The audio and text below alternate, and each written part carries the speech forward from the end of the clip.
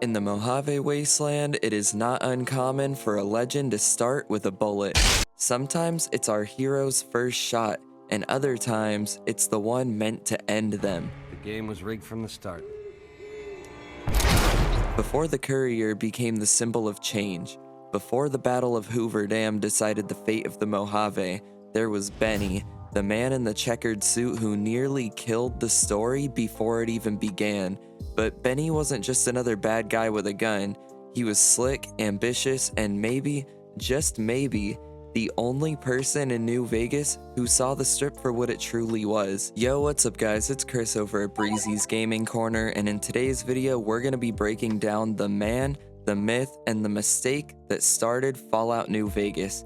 This is the story of Benny, the king that never was. And as always, if you like today's video, be sure to drop a like as it greatly helps the channel out a ton. And if you're into weekly honest gaming content, consider subscribing. I post every Friday and I'd love to have you guys there. So without any further ado, let's get right into it. To understand Benny, you have to understand where he came from. Before the suits, before the casinos, the Chairmen were a savage tribe.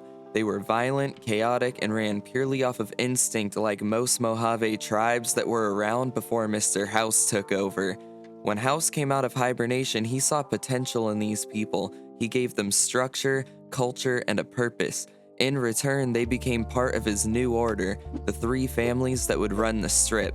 But Benny, he wasn't content with just being someone's pawn. He loved the suits, the lights, the old world glamour, but he hated the idea that it all belonged to someone else. He was a showman, a hustler, and a smooth talker who believed he could outplay the system, and in a place built on deals and deception, that belief would prove to be his greatest strength and his downfall. When Benny learned about the platinum chip, he saw his chance. The chip was designed by Mr. House as the final piece in his grand plan. A key that would upgrade the entire Securitron army, transforming them from average casino guards into fully armed soldiers. House needed that chip to secure his vision of New Vegas, a city-state under his total control, but Benny saw it differently. To him, the chip wasn't just a key, it was a crown. Whoever controlled it could command the Mojave. So Benny did what he always did. He played both sides. He had the Chairman pretend to stay loyal to House while secretly plotting to steal the chip and use it for himself. And when news broke that the platinum chip was out in the Mojave in the hands of a courier headed straight for the Lucky 38, Benny made his move. It's one of the most iconic openings in Fallout history. Time to cash out. You wake up to the sound of your own grave being dug, with a ring of Vegas lights flickering in the distance. Benny stands over you, he's smiling like he already won. That single gunshot wasn't just the start of our story, it was the spark that set the entire Mojave on fire. Benny thought it was over, he thought he'd killed the courier, stolen the platinum chip, and was one step closer to his dream of replacing Mr. House. But as fate tends to do in Fallout, it had other plans for him. What makes Benny interesting isn't the betrayal, it's why he did it. He wasn't driven by greed or revenge, he genuinely believed that Mr. House was outdated and that the old man's vision for New Vegas was stuck in the past. House wanted perfection, control, and eternal order. Benny wanted chaos, freedom, and power, the kind that lets people build their own future even if it meant tearing down the old one first. He wasn't wrong to think Mr. House had flaws, but Benny's ego made him think he could do better. He even had a failsafe in the form of Yes Man, a reprogrammed Securitron designed to obey any orders given to him despite who they're from.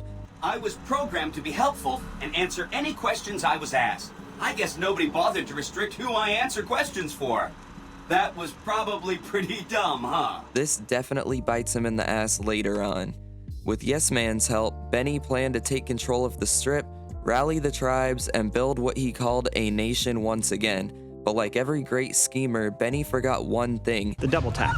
When the courier crawls out of their grave, Benny's perfect plan starts to unravel. You can almost see the panic behind that confident grin when you walk into the Tops casino. What in the goddamn? He tries to smooth talk his way out of it, offering deals, excuses, and even a truce if it'll save him. You gotta remember, he's still the same guy who believes he could talk his way through the apocalypse. but the Mojave doesn't reward charm forever. Whether you confront him head-on, lure him into a trap, or let the NCR or Legion have him, Benny's fate is sealed the moment you walk through those casino doors. He gambled everything and lost to the one person he thought he'd buried in the desert. Depending on your choices, Benny's story can end in a lot of ways, and none of them are really pleasant. You can execute him in cold blood right there in the tops. You can hand him over to Caesar, who crucifies him as punishment for trying to steal the platinum chip. Or, if you're merciful, you can let him live, a broken man stripped of his charm, his power, and his dream. In the end, Benny becomes a cautionary tale, the Mojave's reminder that style and ambition can only take you so far. He tried to outsmart gods, empires, and destiny, and all it got him was a shallow grave and a legacy built on regret and shame. Benny isn't just a villain, he's the Mojave wasteland personified. Beautiful on the surface, rotten underneath, and always chasing a dream that was doomed from the start. He represents everything New Vegas stands for: ambition, freedom, and the price of trying to play God in a world that's already fallen apart. When he pulled that trigger, he thought he'd ended a story, but instead, he started one of the greatest tales in Fallout history. What do you guys think about Benny? Let me know in the comments below. And as always, if you liked today's video, be sure to drop a like as it greatly helps the channel out a ton. And if you're into weekly honest gaming content, consider subscribing. I post every Friday and I'd love to have you guys there. That's all I got for you guys this week. As always, it's Chris over at Breezy's Gaming Corner. I hope you guys have a great rest of your day and I will catch you in the next one. Peace.